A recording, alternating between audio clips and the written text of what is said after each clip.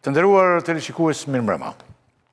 Si që kemi bërë zakon tani, emisioni do të jetë ndarë në dy pjesë. Në pjesën e parë ne do të flasim për disa ngjarje të aktualitetit të rëndësishme, ashtu siç i veçojmë ne dhe siç mendojmë që janë. Nësa në pjesën e dytë do të fokusohemi në fushatën elektorale dhe me një disa analistë apo gazetarë do të jetë sekretari i përgjithshëm i Partisë Demokratike të Shqipërisë, Flamur Noka. Në pjesën e parë do të fokusohemi për të diskutuar për disa problematika si thashë me Klodiana Lala, gazetare e njohur, drejtuese në Shënjestër në News 24. Do të jetë Andi Tela dhe Klodian Tomori, faleminderit shumë. Brama, faleminderit. Dhe Dorian Matlia, avokat, do të jetë për fillimin. Avokat, mirëmbrëma, a je mirë? Mirëmbrëma. Si dukesh? Mirë, faleminderit. E po mirë. Mirë që e mirë se ti ndrynë edhe për këto problemet më të rëndësishme të gazetarve, dhe bashkë kemi qenë për këto hygjet që na hedhin shpesh ose jo i hedhim, se s'kemi dhe kohë. Dhe avokati im ndërkohë. Ja dhe qenë nga dhe me avokati Klod Lalës. Por ne të kemi thirrur sot për pak minuta, ne do t'jemi në një moment të themun të rëndësishëm, ku gjykata kushtetuese ka rrëzuar SPAK-un për një veprim që ka lidhje me gazetarët. Pra, gjykata kushtetuese i ka dhënë të drejtë gazetarit Elton Qyno në ankimin e tij ndaj SPAK për sekuestrimin e pajisjeve elektronike. Zoni Batlia, përpara se të na shpjegoni vendimin e gjykatës kushtetuese, ju lutem dhe një herë për publikun fare shkurt dhe qartë, siç di ta bëj një avokat i mirë, çfarë është çështja Qyno, si veproi SPAK me gazetarin. Sa më shkurt. Çështja Qyno përmbledhet në problemin që çfarë ndodh kur i sekuestrohen materialet një gazetari profesionist për interesat e një hetimi gjithmonë. Gjithmonë kemi parasysh që gazetari duhet mbrojë burimet e tij, jo për hir të gazetarit dhe as për hir të burimit, por për hir të marrëdhënies që krijohet midis burimit dhe gazetarit që të informohet sa më mirë publikun. Faktë nuk bashkëpunon njëri me gazetarin dhe nuk informohet as gazetari që t'i thotë diçka publikut me vlerë pas. Dhe kjo gjë u mbrojt në gjykatën kushtetuese. Për kundrejt interesit nga ana tjetër të SPAK-ut që të hetonte, që të merrte prova. Në rasti konkret, SPAK-u kishte ca detyra që vinë që nga standardet ndërkombëtare, siç i thotë gjykata e Strasburgut, që duhet të bënte të kërkonte provën në rrugë të tjera. Pra ta kërkonte një herë në fillim fare tek ata që po hetonte. Dhe ata që po hetonte nuk ishte Elton Qyno jetuar, po ishin prokurorët e vet SPAK-ut, që kishin lënë të rritë informacionin nga dosja, që kishin nxjerrë informacionin. Edhe SPAK nuk hetoi këta persona, por shkoi direkt te gazetari dhe i vuri në rrezik, jo vetëm burimin konkret për atë rast, po dhe gjithë burimet e tjera që i ka për çështje të tjera, dhe sekretet e tij profesionale, dhe ato private pastaj gjithë me radhë. Dhe kjo çështje në fund fare gjykata kushtetuese vendosi që të mbrojë gazetarin dhe jo interesin e hetimit. Pra, mbrojtja e burimeve të gazetarit është më e rëndësishme në këtë rast se sa interesi i hetimit të SPAK-ut. Pse? Sepse SPAK kishte të gjitha mundësitë që atë provë ta merrte diku tjetër. Kjo është pak a shumë ideja. SPAK nuk bëri detyrat e shtëpisë mirë dhe shkeli standardet kombëtare që janë të thëna, të stërthëna nga jurisprudenca prej shumë kohësh. Ne nuk bëm në gjë të re në këtë gjykim. Ajo çfarë e bëri të vështirë gjykimin ishte qasja e gjykatave më të ulta, që nuk i dhanë zgjidhje atëherë kur duhej, që nuk e stopuan atëherë kur duhej të mos ndodhte fare, por e lanë të ndodhte. Madje dhe gjykata e lartë në mënyrë surprizuese mori një vendim negativ që ne nuk e prisnim as pak, se ne prisnim të ndodhte njësoj si rasti lapsit, që ka ndodhur më herët, ka vendosur një vendim unifikues gjykata e lartë për atë rast, dhe kësa radhe vetë gjykata e lartë shkeli vendimin e vet. Dhe u desh ndërhyrja e gjykatës kushtetuese për ta përforcuar standardin që u vendos dikur me çështjen e lapsit. Pra, vendimi i gjykatës kushtetuese, edhe një avokat, çfarë ka konstatuar gjykata kushtetuese dhe vendimi? Është vendim tani kundër SPAK-ut. Po, ky është vendim kundër SPAK-ut dhe kundër vendimeve të gjykatës së posaçme, pra të gjitha shkallëve. Qartë. Gjykata kushtetuese ka cilësuar si antikushtetuese këto veprime, pra sekuestrime të dhënave dhe pajisjeve të një gazetari profesionist, dhe mbi të gjitha ruajtjen e kopjeve të gjitha të dhënave në arkivat e SPAK-ut. Se SPAK-u nuk është thjesht ja mori telefonat dhe kompjuterat dhe USB-t e DVD-t e çfarë gjeti në shtëpi dhe në punë, Elton Qynos. Por i mbajti edhe nga një kopje të plotë të gjitha këtyre dhe kur ja ktheu materialet, i kishte kopjet akoma atje. Pra virtualisht të gjitha të dhënat e Elton Qynos gjendeshin ende në dorën e Spakut edhe ditën që ishin në gjykatën kushtetuese. Dhe në këtë rast, gjykata kushtetuese tha që kjo është antikushtetuese. Kjo është në shkeljet kushtetutës, sepse shkel lirinë e shprehjes, sepse duke rrezikuar gazetarit të tregojë sekretet e tij, duke e zbuluar prokurori, atëherë trëmben burimet, dhe duke u trembur burimet, nuk bashkëpunojnë më me gazetarët të ardhmen, dhe kështu prishet gazetaria cilësore. Dhe kjo dëmton edhe interesin e gazetarit të shprehur lirshëm, për të ketë një informacion të pasur vetë ai, po dhe të informojë dhe publikun në fund fare, dhe e theksojë një gjë të tillë gjykata kushtetuese. Kjo është më e rëndësishme për kushtetutën se sa interesi një hetimi i cili në fundit mund të ishte zgjidhur në mënyra të tjera. Pra avokat, është një vendim i rëndësishëm për gazetarët dhe a shënon ky një precedent për të ardhmen për mënyrën se si SPAK apo institucionet e tjera të ligjit duhet të qaset ndaj gazetarëve. Unë jam i qartë, kam kryesorin shoqet gazetarësh, gazetarë gjithë jetën, dhe kolegët besoj, jemi shumë të qartë që burimi për shembull te ne është te kodi ynë i etikës është qartësisht i pa, nuk deklarohet. Qoftë edhe për arsye, nuk ka rëndësi fare, vetëm mjafton që t'jetë prova, jo t'jetë fakt, t'jetë e vërtet. Por kodet tona janë shumë të qarta, kodet e në gjithë botën. Sidomos kodet në botën përndimore nuk e lejojnë në mënyrë të qartë të prerë, kur ajo burimi nuk deklarohet. Po? Po. Pra, është një precedent. Po, është një precedent. Sepse gjykata kushtetuese tashmë ka treguar të gjitha gjykatave, të gjitha niveleve, që kur nesër pas nesër të ndodh, siç ka ndodhur jo vetëm kolegu Qyno, i ka ndodhur kolegu Artan Hoxha, i ka ndodhur Medias Lapsi që përmenda pak më parë. Nuk mundet ta bëjnë më një veprim të tillë në të ardhmen prokurorit e çfarë do lloj niveli qoftë edhe prokuroria posaçme.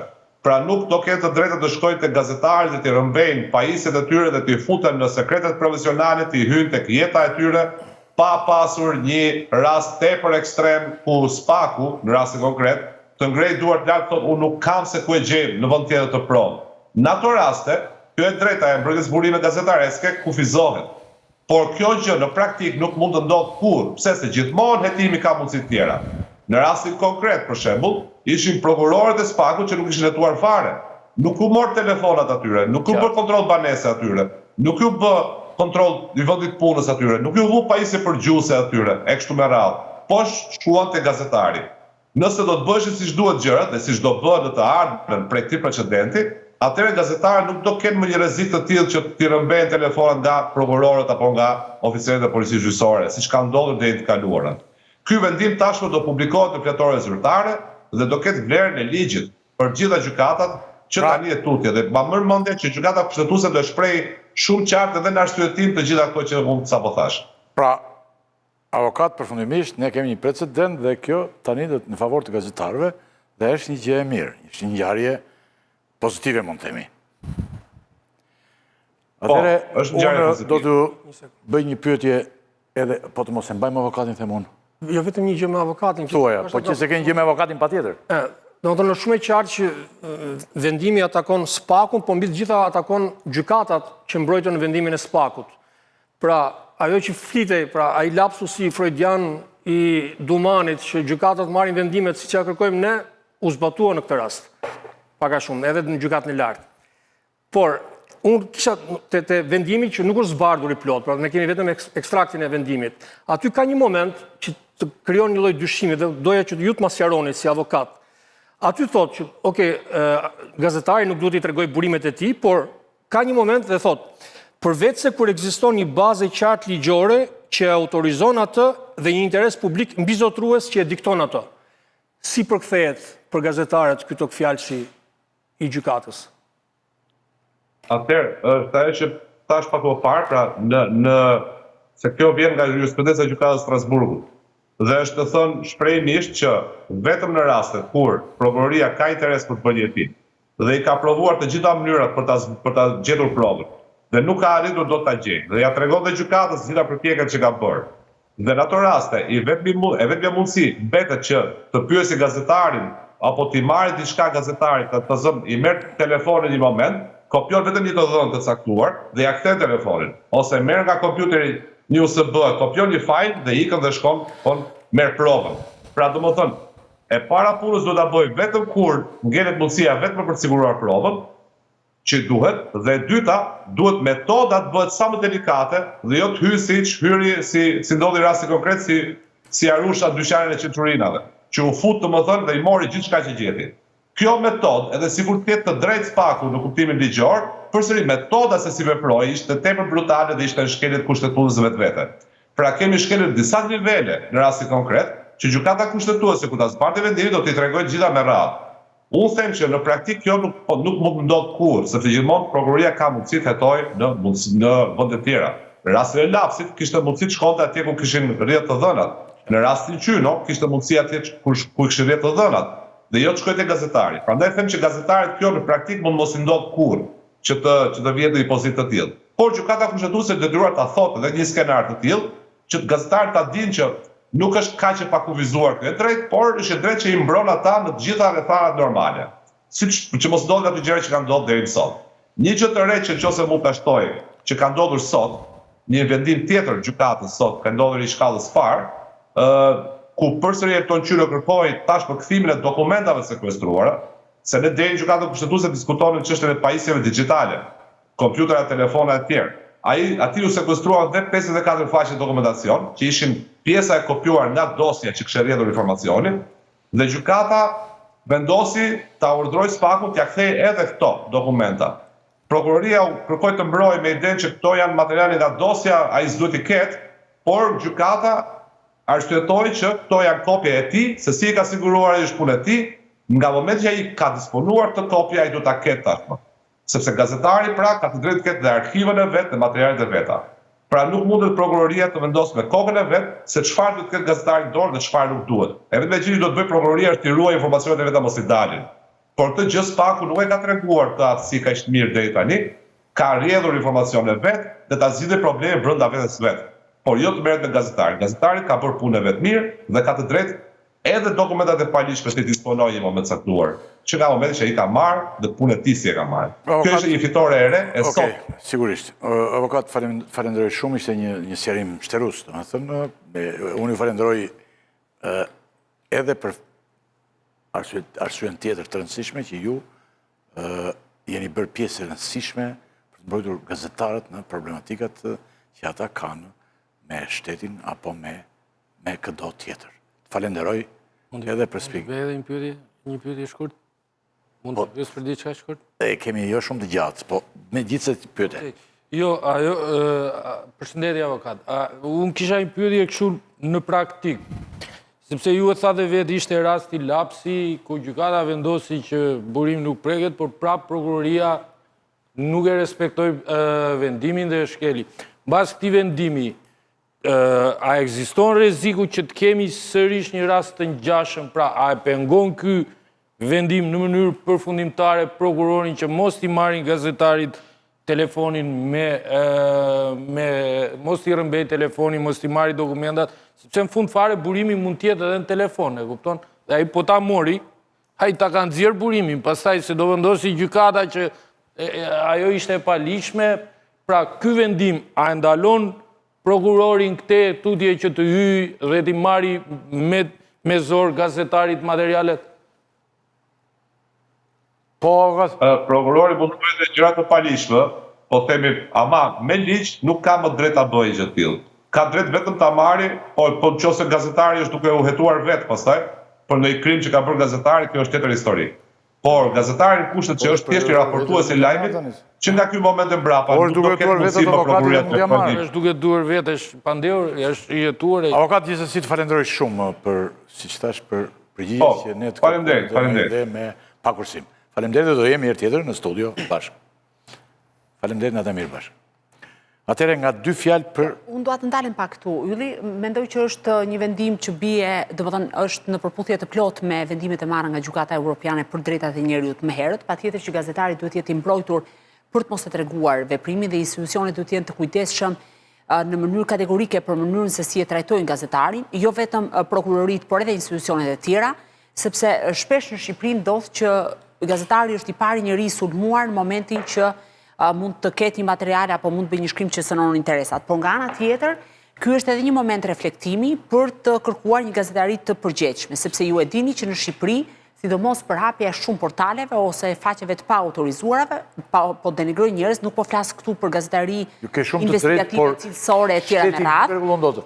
Vetë gazetari do të krijojnë mekanizma vetrregulluese. Ky vendim është një hap shumë pozitiv, por nga ana tjetër, edhe ne si gazetar duhet jemi të kujdesshëm për të bërë gazetari cilësore dhe të konfirmuar, dhe jo një gazetari pra gjithkusht të jap të drejtën vetes të quhet gazetar dhe të denigroj tjetrin me të padrejtë apo të nxjerrë të dhëna të cilat janë të pakonfirmuara. Gjithkusht atit vishet nuk duhet të vishet gazetar, si të shkojnë ushtarë. Patjetër, patjetër. Kështu që në këtë kuptim, ky është një vendim, për mua ishte një vendim i pritshëm për mënyrën se si unë e kam parë jurisprudencën e Gjykatës Evropiane për drejtat e njerëzit, dhe patjetër çdo gazetar, jo vetëm në Republikën e Shqipërisë, por kudo qoftë, gëzon të drejtën të mos tregojë burimet e veta, përveç se në raste tejet ekstreme që ligji ka parashikuar qartë, dhe në këtë mënyrë burimet janë më të lira për të rrëfyer dhe për të treguar histori që shpesh ose mbulohen nga harresa ose çështje të rëndësishme tentohen të mbyten nga propaganda apo të mos raportohen.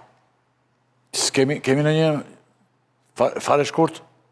Domethënë, ajo që do të thoja unë është që në këtë rast gjykata kushtetuese ka dalë kundër të gjithë gjykatave të mëposhme, pra gjykatës të lartë, gjykatës apelit, gjykatës shkallës parë. Përvoja e kësaj gjykate kushtetuese të re ka treguar që ajo gjithmonë është bindur vendimeve të atyre të mëparshme. Pra nuk kemi pasur raste kur ajo atakon del kundër vendimeve të gjykatave të tjera. Ka qenë rasti i zotit Berisha, ka qenë rasti i zotit Beleri, kur pritej që të kishte një vendim ndryshe nga gjykata kushtetuese, ka vazhduar linjën e gjykatave të mëposhme. Në këtë rast ndoshta mund të jetë ndikuar patjetër nga vendimet të gjykatës drejtat e njerëzit, por ndoshta edhe nga një histori e pak mëparshme e dhjetor janarit, kur vetë gjykata kushtetuese ishte një lloj viktime e SPAK-ut në atë aferën e famshme të përgjimeve. Kështu që edhe kjo mund të jetë një lloj pakti i vetë gjyqtarëve të kushtetuesës që do dalim kundër SPAK-ut për këtë rast. Dhe ajo tjetra që duhet thënë është që nga dhjetori i vitit 2023 që kanë sekuestruar mjetet Elton Qynus, e deri më sot ka pasur ndonjë të re nga hetimi i SPAK-ut për këtë çështje? Ka dalë një element të ri? Unë nuk di të ketë dalë element i ri nga ky hetim. Okej. Ema, s'mund vendosë ndryshe gjykata kushtetuese se ne po vërtasim fitore për një standard që bota ka marrë para 300 vjetësh. Po mirë, po ne se kemi patur.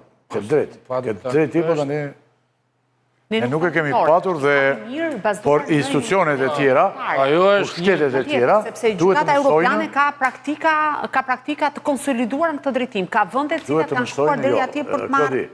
Duhet të mësojnë, vetë gazetarët të rregullojnë, të thash unë një gjë më përpara, vetë krijojnë instrumenta që rregullojnë marrëdhëniet e tyre, marrëdhëniet midis tyre dhe marrëdhëniet me të tjerët, kodi etikës e të gjitha. Për shembull, kodi etikës, po themi, po sjellun një shembull vogël ty për ta mbyllur për të ikur kësaj teme, i Austrisë e ka që këshilli që është zgjedhur aty edhe te që ka puna, që nga puna gazetarin. E largon nga puna, e largon nga detyra. Ndërsa këtu për shembull mund të japim një përqindje të drejtë të rëndësishme edhe Klodit. Me këtë që thot, sepse këtu për shembull gazetarët më të rëndësishëm janë pronarët, të cilët mbajnë telefonin këtu, hiqe këtë, thot fut këtë, largo këtë, fut të lajm, fut këtë. Pra jemi në një gjendje tranzicioni dhe ky tranzicion pastaj bën na detyron dhe për këto. Nuk dua të justifikoj asnjë. Është një veprim shumë i gabuar e të gjitha, është një fitore për median. Adhurojmë dy gjëra. Nëse po e ton gazetarin si gazetar për një vepër që dyshon se e ka bërë, shko rrëmbeje, merja dhe telefonin apo ku di unë. E mbyllëm këtë. Po jo të shkosh ti marrësh atë për gjetur se kush ka lëshuar informacionin. Këtu bjem gjithë dakord. Atëre edhe organet e ligjit, organet e drejtësisë, organet e tjera, pushteti e tjera, legislative e tjera, duhet të mësojnë dhe të kuptojnë që dhe media është një pushtet. Pushteti që operon me rregullat dhe ligjet e veta. Dhe ti nuk mund të dash përpara dhe t'ia azhisosh ato. Kaq, the mund të ikim nga ky moment. Domethënë këtë sjelljen arrogante ndaj gjyqtarëve të SPAK-ut, gjykata kushtetuese e rrëzoi, por sjelljen arrogante të SPAK-ut ndaj subjekteve të tjera, nuk e dim nëse mund të arrëzoj apo jo. Regjia, nuk do ndjekim këtë radhë që kam shkruar unë te skaleta se mos më bëni një gjë që kam bërë unë, sepse vendosa në një njeriu të ndryshon, në një gjithë vogël, që hetimet për krime zgjedhore t'i kalojmë tani dhe pastaj të ndjekim rendin. Nëse kemi, se është me rëndësi kjo, hetimet për krime zgjedhore. Është para fundit, pastaj do të vijojmë te po, bravo. Hetimet për krime zgjedhore. Lala, që të mos vonohemi. Sa hetimet të krimeve zgjedhore janë regjistruar deri tani? Cilat janë rastet të bushme apo të vërteta? Mund të themi sepse tani mund të regjistrojnë edhe të panumërta, e kupton? Çdo gjë mund të regjistrosh aty, po çfarë janë këto? Deri tani. Nga janari deri në datën 23 prill që unë kam të dhënat zyrtare, rezulton që janë regjistruar 25 procedime penale që kanë të bëjnë kryesisht me vepra penale që lidhen me krime zgjedhore, korrupsion e të tjera me radhë, shitblerje të votës. 7 nga këto procedime janë regjistruar me iniciativën e prokurorëve, pra prokurorët kanë arritur të sigurojnë prova me burime të hapura apo burime të tjera alternative dhe kanë konstatuar që ka element të veprës penale për krim zgjedhor dhe ju e dini që kryesisht krimi zgjedhor ka të bëjë me financimin e paligjshëm, korrupsionin apo shitblerjen e votës dhe më pas premtimet për dhënje marrje pune, premtime për marrje tendrash e tjera me radhë. Ndërkohë që në total janë referuar 65 materiale, por një pjesë e këtyre materialeve, duke qenë se nuk kanë qenë kompetencë SPAK-ut, janë kaluar për kompetencë prokurorive të jurisdiksionit të zakonshëm. Ka patur një risi në këtë drejtim, sepse është platforma online që është vendosur dhe është hapur për herë të parë në kuadër strategjisë për hetimin e krimit zgjedhor, aty ka patur një fluks të lartë kërkesash dhe sidomos ose ankesash ose të dhënash, se varet se si do të përkthehen ato, ku flasin kryesisht për mënyrën se si keq përdoret administrata, për mënyrën se si resurset shtetërore përdoren nga kryesisht ministra apo punonjës të administratës dhe zyrtarë të administratës, ka patur të dhëna edhe sa i përket mënyrës ose dyshimeve për shitblerje të votës. Zyrtarisht është vetëm një rast që deri tani dihet publikisht, është rasti i Lushnjës, që unë kam thënë nuk mund ta konsideroj të asaj përmasa edhe pse personi i cili ka tentuar blerjen e votës duhet të mbajë përgjegjësi sipas ligjit, dhe patjetër mund të hetojë fare lehtë nga prokuroria e jurisdiksionit të zakonshëm, edhe pse nuk jam në gjendje të them detaje, është shumë interesant sepse njëri nga hetimet zgjedhore ka nisur pas sekuestrimit të një celulari në një nga burgjet e sigurisë lartë. Njëri nga rastet i blini vota nga burgu. Pra ka dyshime të arsyeshme që punohej, nuk mund të them nëse bliheshin vota apo favore, prandaj u them sepse është një hetim shumë i mbyllur. Por ajo çfarë mund të konfirmoj është fakti që njëri nga hetimet është një hetim që nuk e di çfarë rezultati do t'jap, sepse është një hetim që po mbahet në sekret të plot, por ka derivuar nga sekuestrimi një celulari në një burg të sigurisë të lartë, ku rezulton nga këqyrja që personi, pra i dënuari, është përfshirë në fushat zgjedhore dhe punonte në favor të një force caktuar politike. Mund të ketë ofruar para, mund të ketë bërë presion, do të thënë formën dhe mënyrën nuk di ta them. Por është risi, sepse asnjëherë më para, pra në gjithë këto vite, nuk kishte derivuar një hetim për krime zgjedhore nga sekuestrimi një celulari në burg. Se ku do shkoj ky hetim pastaj, mbetet për ta parë në ditët dhe javët në vijim. Keni ndonjë gjë, keni dëgjuar Klodi për? Jo, ajo që kam unë është paktën deri tani ne mund ta përgëzojmë SPAK-un për arritje të rëndësishme në luftën kundër krimit të organizuar. Këtu kemi debate, pastaj mund ta përgëzojmë sepse po godet pa ndëshkueshmërinë dhe ka hetuar njerëz që deri dje nuk mund të çohen nëpër mend, por bilanci i tij tek hetimi i krimeve zgjedhore është problematik. Jo vetëm për dosjet e famshme të zgjedhjeve të kaluara 334, 189 që ishin ato.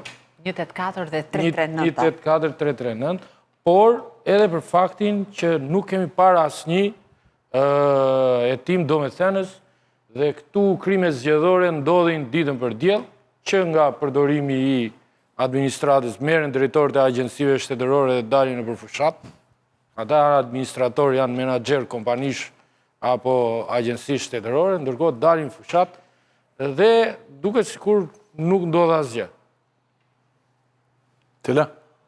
Platforma e SPAK-ut për krimin zgjedhor, bashkëpunimi me prokurorit, me policit, me KQZ-n, idenë duhet japi që krijon një lloj atmosfere frike tek ata që duan të bëjnë krimin zgjedhor, një lloj parandalimi.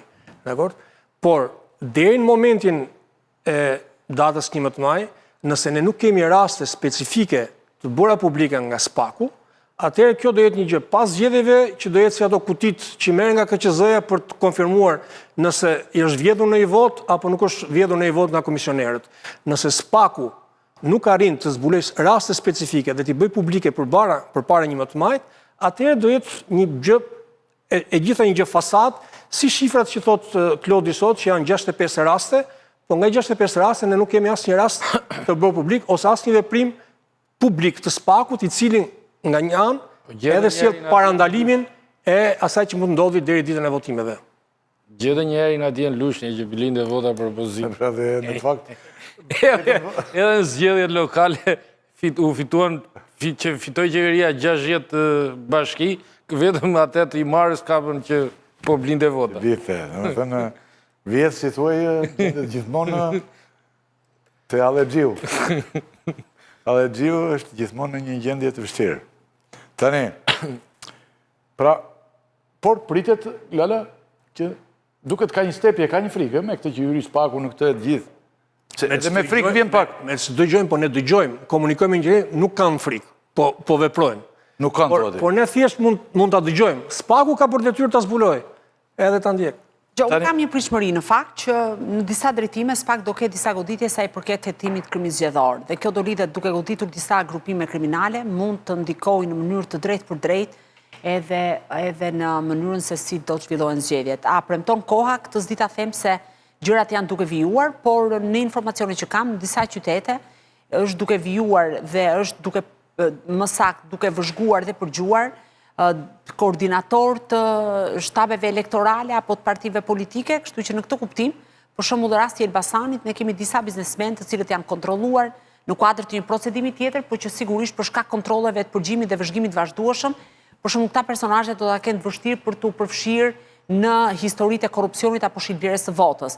Kështu që varet se si do të ndikojë, se qëllimi është parandalimi, më pas sa i përket arrestimeve, patjetër që krimi zgjedhor historikisht nuk ka patur rezultate dhe në ato rastet e bujshme 184 dhe 339 kanë qenë krime që u amnistuan nga drejtësia dhe që sot ka vetëm disa njerëz të parëndësishëm të dënuar për këtë çështje. Në ato raste as nuk e dinin që mund të përgjoheshin, të hetoheshin, të ndiheshin të sigurt, prandaj veprojnë në atë formë. Tani të paktën e din.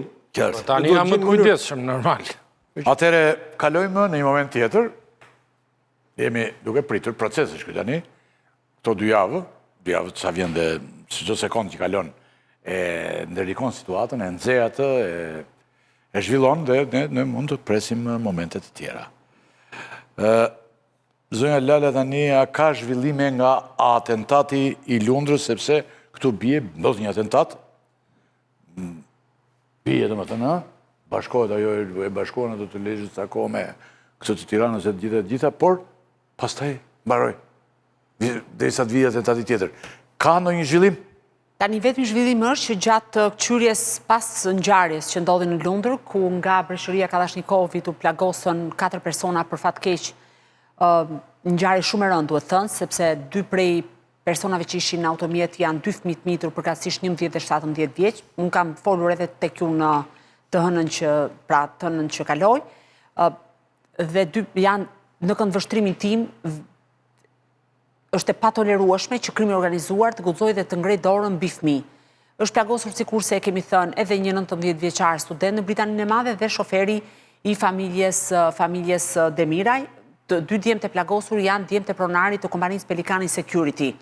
Zhvillimi në këtë pikë ka të bëjë me faktin që pas rikthyrjes së vendit të ngjarjeve janë zbuluar disa sende personale të autorëve të dyshuar, të cilët kanë qenë të pozicionuar në vendin ku edhe ka ndodhur atentati dhe aty janë zbuluar të paktën 3 gjurmë të ADN-s. Dhe përmes këtyre gjurmëve të ADN-s, shpresat për të identifikuar autorët, të paktën ekzekutorët, rriten ndjeshëm.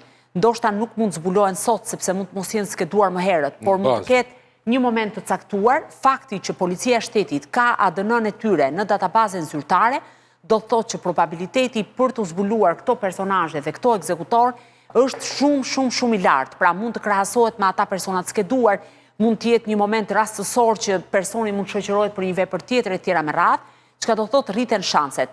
Urojmë dhe shpresojmë që ekzekutorët, pra ata që tentuan, se për fat mirë djemt janë, edhe pse 11 vjeçari është në gjendje të rëndë, sërish është në jetë, edhe urojmë që t'ja dalë sepse është ajo çfarë ka ndodhur është te çdo imagjinate.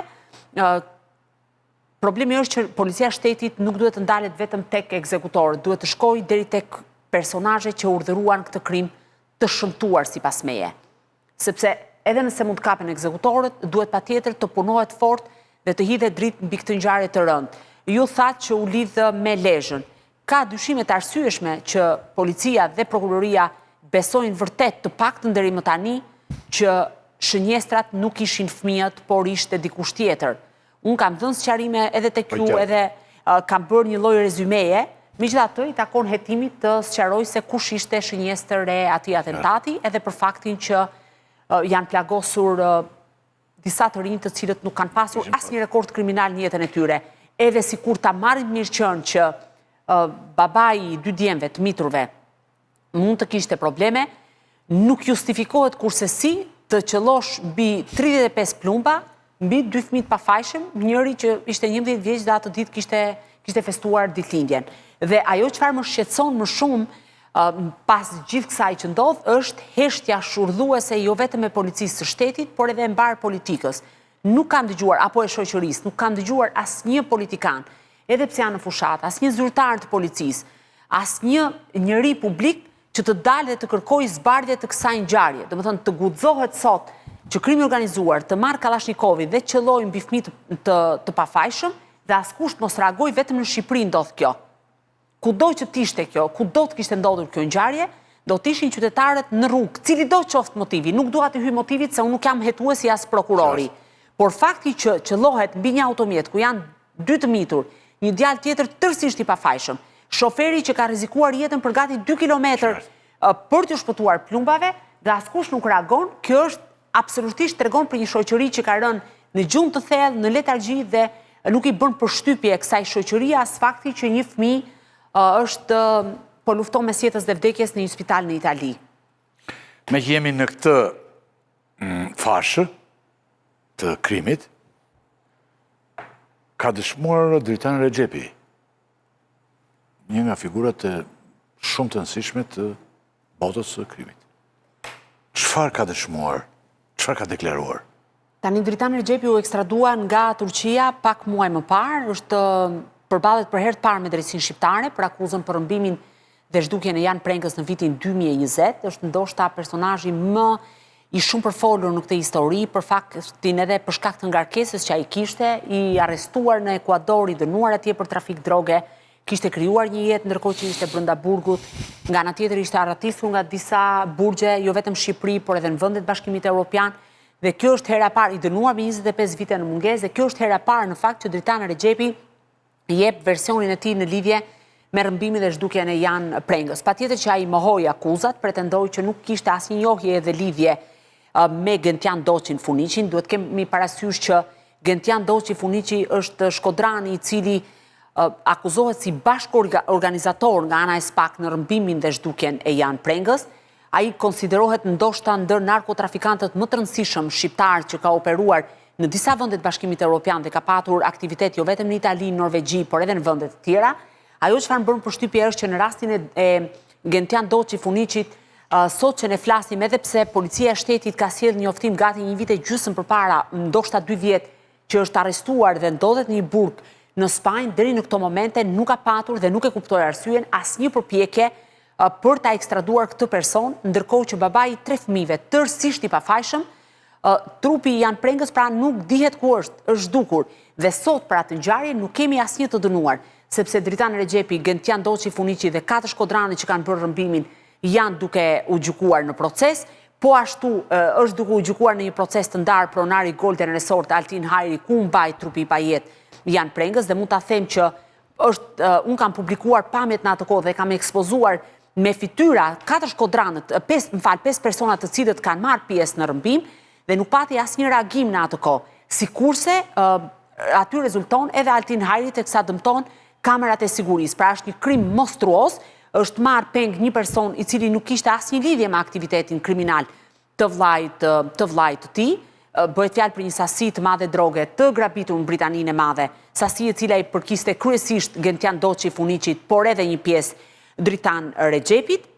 Sigurisht Recepi kundërshtoi akuzat, por para disa kohësh ai konfirmoi një detaj të cilin unë e kam ekspozuar 4 vite më parë, që thoshte avokatja ime më vuri në dispozicion një material sipas të cilit rezulton që unë kam qenë në të njëjtin sektor në burg në Firenze dhe këtu me sa duket sipas prokurorisë daton edhe njohja mes tyre. Interesant ishte fakti që për herë të parë, kjo nuk kishte ekspozuar, për herë të parë prokuroria e posaçme paraqiti si prova të reja në këtë proces penal, pra ndaj Dritan Recepit, Gentian Doçi Funiçit, Martin Bletës, Artan Doçaj, Korado Gështenja e të tjerë me radhë, paraqiti përgjimet ose komunikimet në Sky ECC mes 3 personazheve kryesor, ku më kryesori është Gentian Doçi Funiçi, Dritan Recepi dhe Altin Hajri. Dhe sipas prokurorisë, edhe pse nuk u lexuan në seancë gjyqësore, bëhet fjalë për komunikime ku ata flasin për mekanizmin dhe mënyrën jo vetëm të rrëmbimit, por edhe të zhdukjes së janë prengës. Pres t'i dëgjoj të gjitha komunikimet mes tyre në proces, sepse ndoshta kjo do të jetë edhe prova vendimtare, sepse ju e dini, zoti Rakipi, që pa trup nuk ka krim dhe kjo ka qenë mbrojtja më e fortë e tyre, se nuk ekziston trupi dhe patjetër nuk ekziston krimi. Por nëse kjo është një provë dhe unë duhet i pres të shikoj, për të parë komunikimin dhe mënyrën, është realisht një bonus shumë i madh për prokurorin për të provuar këto akuza. Për ta përmbyllur, në këtë ngjarje ka patur një vëmendje të madhe të thash ndaj Dritan Recepit për shkak se ai ka qenë një personazh shumë i përfolur për mënyrën se si është trajtuar jo vetëm në Shqipëri, madje ai kishte një pretendim në raport edhe me mediat po më bënin copë, po merreshin vetëm me mua.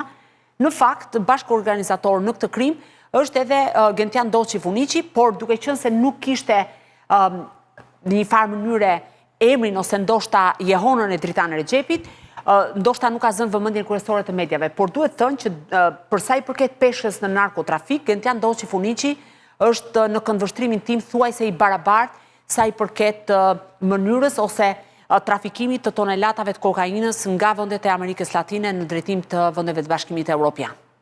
Do të ndalim disa minuta në një qeveria ka vendosur t'ia kalojë përgjegjësinë e mbetjeve Agjencisë Kombëtare të Mbetjeve. Një veprim që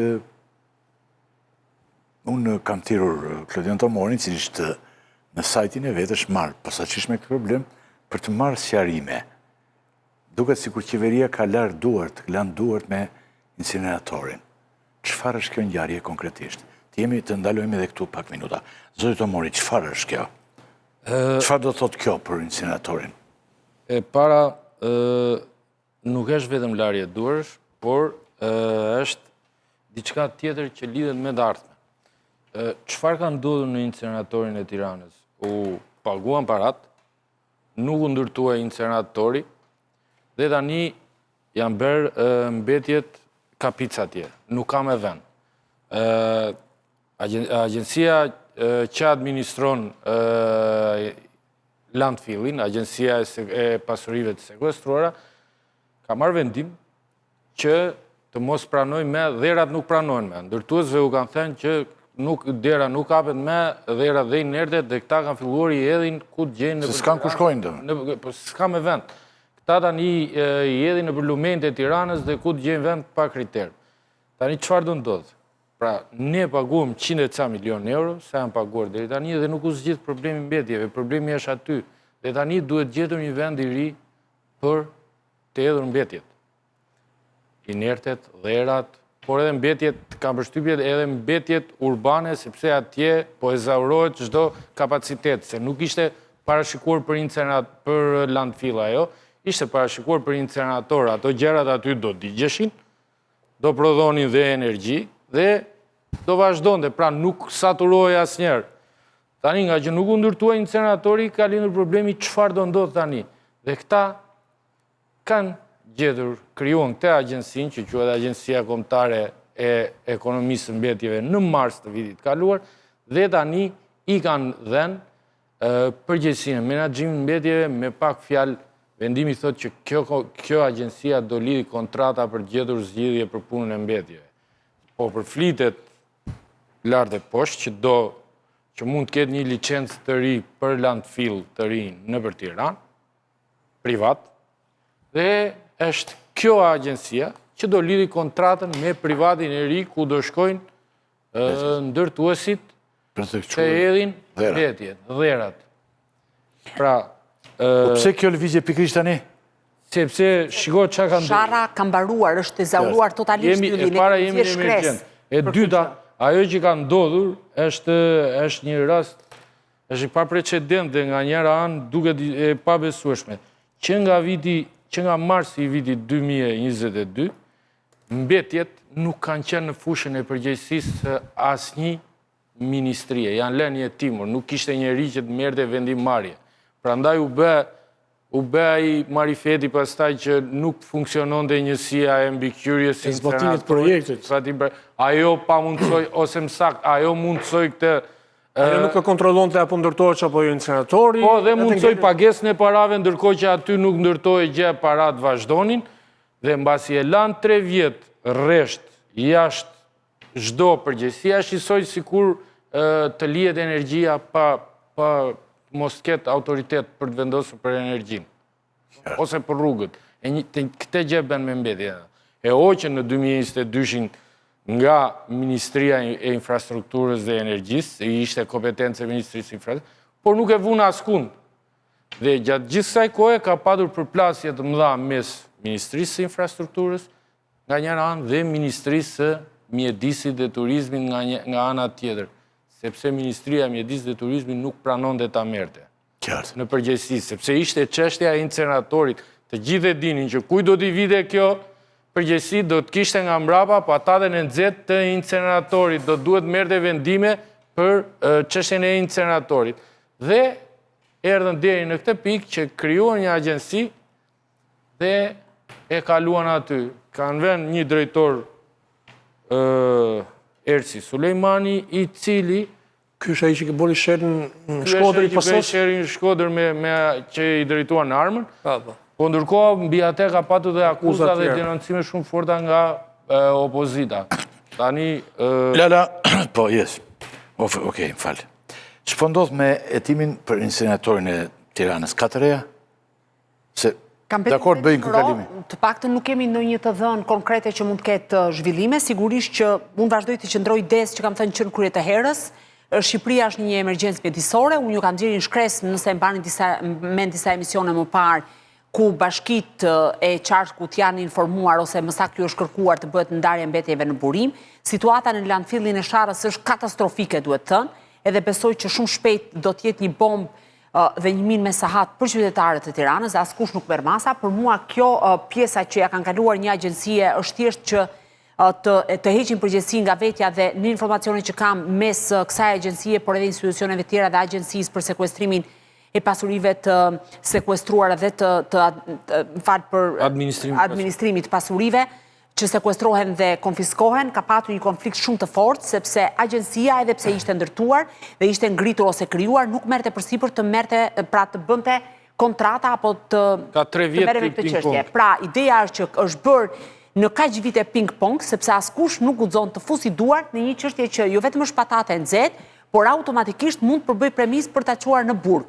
Dhe ky vendim i Këshillit të Ministrave për të hequr përgjegjësinë nga vetja dhe për të quar një agjencie, pra për të bërë kokë turkun, Sulejmani quhet sot, por nuk e di kush mund të jetë nesër, është thjesht për të hequr përgjegjësinë nga vetja. Por historia e inceneratorëve ose e mbetjeve duhet të jetë një strategji e qartë. Në të kundërt, unë mendoj që jo vetëm qytetarëve shqiptar do t'ju kushtoj shumë shtrenjtë në xhepat e vet, por nga ana tjetër do të jetë problematike sa i përket mjedisit.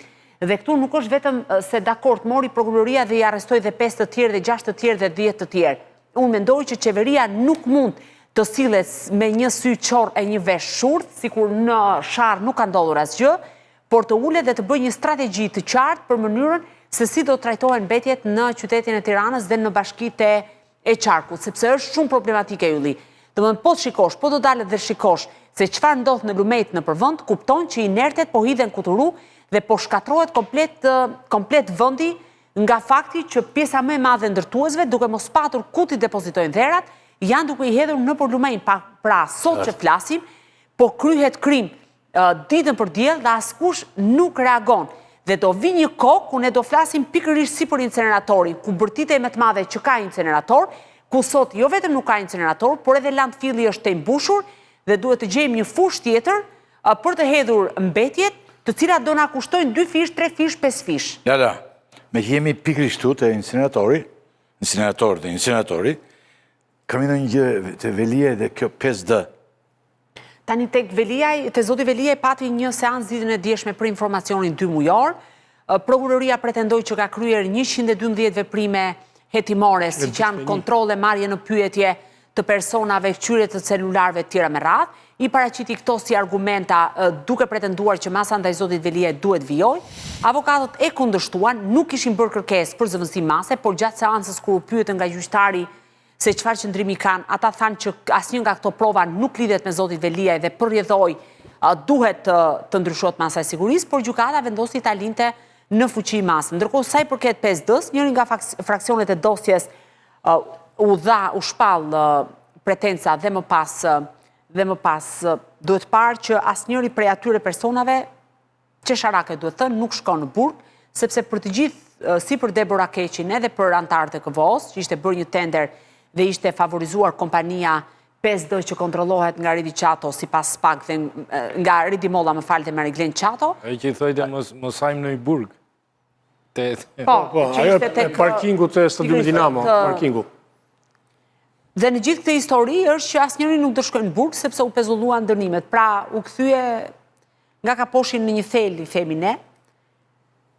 Dhe mendoj që duhet kemi një vëmendje të shtuar, me thënë drejtën, jo kaq shumë ndaj SPAK-ut, po ndaj gjykatës posaçme që her pas here jep edhe vendime kontradiktore dhe kontroverse. Se i kemi lënë gjyqtarët. Kjo është gjykatës, kjo është prokurorisë, kjo është pretenca prokurorisë. Prokuroria kërkon që të dënohen, pastaj shkojnë një treta, pastaj të pezullohet dënimi. Nëse do gjykata s'ka marrë vendim. Po nëse do, dhe ndaj po them që vëmendja duhet jetë e shtuar ndaj gjykatës, se në fund fare atë që kiqin gjyqtari e plas aty tek tavolina e vetë. Po këtë kërkesën e ka bërë SPAK-u. Po nuk thash që nuk e ka bërë SPAK-u tani, po më kundërvihesh për një gjë që unë sa e thash. Po them që sot ne, të gjithë gazetarët dhe gjithë media, po merremi vetëm me SPAK-un dhe bëjmë shumë mirë që merremi me SPAK-un, por mendoj modestisht që duhet merremi pak si shumë me gjykatën, sepse po jep ca vendime dhe ata gjykatët drejtësi, nuk merremi vetëm me gjykatën. Po të vendos drejtësi, pra gjykatat vendos drejtësi, po jo të jap ca vendime. Gjykata shpesh nuk vendos drejtësi. Pra mirë, po por atë punë është për të vendosur drejtësi. Pra këtu duhet qëndrojmë dhe po kemi se ata edhe mund të bëjnë lloj-lloj akuzash, po. Pikërisht, dhe gjykata prandaj është aty për ta situr mirë atë dosjen, për ta parë dhe po, SPAK-u mund gaboj dhe gjykata prandaj është për ta kontrolluar. Kemi dhe 5 minuta në dispozicion për një moment e fundit. Pse po zvarritet gjyqi i Berishës? Ja, mund nuk ata shpjegon pak më pas, po Jo, zoti Noga nuk e kam për këtë pyetje. Nuk e ke për këtë. E kam për të tjerat dhe ti ke qenë. Nëse më lejo ta them mendimin tim tërësisht si e kam kuptuar unë atë proces. Vetëm si thuaj sepse s'kemi kohë. Nuk kemi kohë. Me një fjali më duket strategji e hapur e avokatëve për ta dërguar vendimarrjen e gjykatës pas datës 11 maj. Sepse mënyra se si është zhvilluar ai proces dhe mënyra, pra fakti që avokatët kanë shfrytëzuar me të drejtën e tyre, nuk kam asgjë kundër tyre dhe kanë të drejtë, kanë shfrytëzuar çdo artific ligjore me qëllim që ky proces të shtyhet sa më shumë dhe me gjas kanë interes sipas tyre që vendimi për kalimin ose jo të dosjes për gjykim të merret pas 11 majit. Dhe besoj nga mënyra se si gjërat po ecin, duket se ky vendim do të merret pas. Po avokatët kanë të drejta bën këtë apo jo? E thash pra, kanë të drejtë, unë nuk hoqa të drejtën. Dhe tyre që manovrojnë si duan për të... Dhe unë po të jem nesër në pozitën e tyre të njëjtin qëndrim do të mbaja. Por unë si gazetare, mënyrën se si e kam parë këtë proces, edhe pse çdo i pandehur dhe çdo personën e tim ka të drejtën e tij ligjore që të mbroj veten, dhe secili nga ne apo kushdo qoftë ka të drejtë të mbroj veten, e kam parë këtë si një strategji për ta shtyrë pas zgjedhjeve të 11 majit. Edhe kam pyetur edhe zotin Gjokutaj, se zotin Berisha kam qenë në pamundësi, por zotin Gjokutaj e kam pyetur për këtë çështje. Pavarësisht se e kamuflon duke thënë që ligji më jep të drejtën të bëj kërkesa dhe kërkesat e mia janë legjitime etj me radhë. Pra formalisht avokatët janë në rregull. Strategjikisht kanë sipas meje këtë qëllim final. Pra duket zoti Tela që është dhe një taktik e Berishës dhe avokatët vetë për të kaluar fushatën elektorale pa një vendim. A do të shkoj apo jo çështja për gjykim. Do më thënë kjo çështje do shkoj për gjykim ose jo. Po, Duket një veprim taktik. Po, kur çështja kaloi 5 vite në hetim, le t'i harxojë 6 muaj në këtë proces, nuk ndryshon e gjë. Jo, nuk është, thjesht po themi çfarë po ndodh, e kupton. Procedurë, zbatojnë procedurat. Njeriu për të mbrojtur veten përdor të gjitha mënyrat dhe të gjitha apo jo te Dhe nuk është vetëm zoti Berisha aty, janë dhe persona të tjerë. Sigurisht. Ai është vendimi i prokurorisë që çon apo jo çështje një gjykim, nuk është. Jo, është vendimi i gjykatës. I gjykatës. Vendimin e bën gjykata. Avokatët mund të kërkojnë, Por ata kanë të drejtë të operojnë dhe të shtyjnë atë. Po çfarë ke ndru syzet që i kap gjithkohon me dorë? Po, kam bërë një parasysh në një optik Luani, që operon në gjithë Shqipërinë, për herë të parë në Shqipëri kanë bërë. Ne që nuk shikojmë mirë, se ti i vure re nga që ne që nuk shikojmë mirë tani, përpiqemi të gjithë. Po për herë të parë në Shqipëri unë shoh ishte një gjë e jashtëzakonshme, një kompani Optika Luani, cila punon të jashtëzakonisht mirë dhe të gjitha dhe jam shumë i kënaqur. Shumë mirë duket. Se duket sikur po bëjmë. Jo, nga që i preke shumë edhe thash s'pondit. Tani. e shef edhe politikën me... E shef edhe politikën më mirë dhe shef edhe zgjedhjet më mirë, e kupton? Paska për ta patur të vështirë noka tani, se e shikon qartë. E shë dhe qartë, pa.